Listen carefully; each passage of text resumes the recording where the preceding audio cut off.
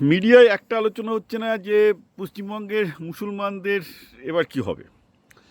কারণ প্রথমেই বলে রাখা যাক যে আমি ইউপি, বিহার, গুজরাট, রাজস্থানের মুসলমানদের সাথে কথা বলেছি। অনেক ক্ষেত্রে আমার ওখানে মুসলমান বন্ধু আছে, মানে বিজনেস পার্টনার আছে, বিজনেস হিসেবে আগে পার্টনার ছিল, আমি কাজ করে দেখেছি।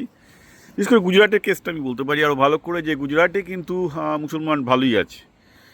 ভালোই আছে ইন দ্য সেন্স যে যে তারা তাদের মতো কাজ করে যাচ্ছে। ইউপিতেও কাজ, এরা খেয়াল রাখতে হবে যেসব জায়গায় সাধারণত ধরুন এই এসপির মতো পার্টি, সমাজবাদী পার্টি বা তৃণমূল পার্টি ক্ষমতায় আসে, সেখানে যে বলা হয় যে মুসলমানদের ক্ষমতা থাকে তা কিন্তু নয়। ক্ষমতা থাকে কিছু মুসলমান সিন্ডিকেট, কিছু মুসলমান গুন্ডা তাদের হাতে, এবং তাদের হাতে সাধারণ মুসলমানরাও মার খায়। যেসব সাধারণ মুসলমানরা যারা ব্যবসায়ী করে, তোলাবাজিটা তাদের পয়সাও তাদের দিতে হয়।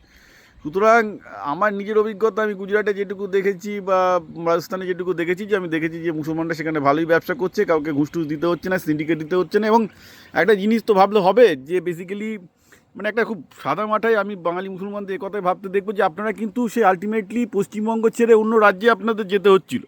সেই রাজ্যগুলোও কিন্তু বিজেপি শাসিত, বরং সেখানে গেলে বাংলাদেশি সন্দেহে আপনাদের পেটাচ্ছিল। তার থেকে পশ্চিমবঙ্গে যদি উন্নয়ন হয়, পশ্চিমবঙ্গে যদি আপনাদের কাজ থাকে, তাহলে অন্তত সেই ভয়টা নেই কি অন্য রাজ্যে গিয়ে বাংলাদেশ হিসেবে মার খেতে হবে, right?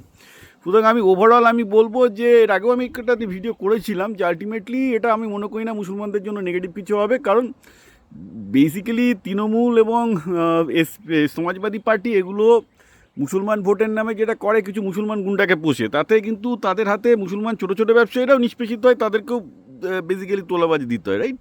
So I don't think it seems to be that bad. এবং এটাও একটা খেয়াল রাখতে হবে যে আজকে ইউপিতে কিন্তু মুসলমানরা বিজেপির বিরুদ্ধেই ভোট দিচ্ছে, এবং তা সত্ত্বেও তারা কিন্তু যোগী রাজ্যের সমস্ত বেনিফিট পাচ্ছে। এরকম তো নয় যে যোগী রাজ্যের বেনিফিট তাদের কাছে পৌঁছাচ্ছে না। হ্যাঁ, ইলিগাল কনস্ট্রাকশন তিনি ভেঙেছেন, অর্থাৎ বদমাইশ গুন্ডা যেগুলো মুসলমান ছিল, অর্থাৎ যারা অ্যাকচুয়ালি মুসলমান সমাজের শত্রু, তাদেরকে যোগী টাচ করেছে। কিন্তু যেসব মুসলমানরা সৎভাবে ব্যবসায়ী করছে, ভালো করছে, তো ইউপি থেকে শুরু করে বিহার থেকে শুরু করে আপনারা যদি রাজস্থান, গুজরাটের যে সব জায়গায়, সুতরাং এটা দেখতে হবে। এখন আপাতত যা সিচুয়েশন, অন্যান্য রাজ্যে বিজেপির যে পারফরমেন্স, তাতে দেখা যাচ্ছে যে সাধারণ মুসলমান যারা খেটে খাওয়া মুসলমান, যারা ছোটো ছোটো ব্যবসা করে খায়, তাদের তোলাবাজি দিতে হবে না, তারা ব্যবসা বড় করার সুযোগ পাবেন, তাদের কোনো মানে কমিউনাল দাদা বা কমিউনিটি দাদাকে তোলাবাজি দিতে হবে না। It's a good thing, right?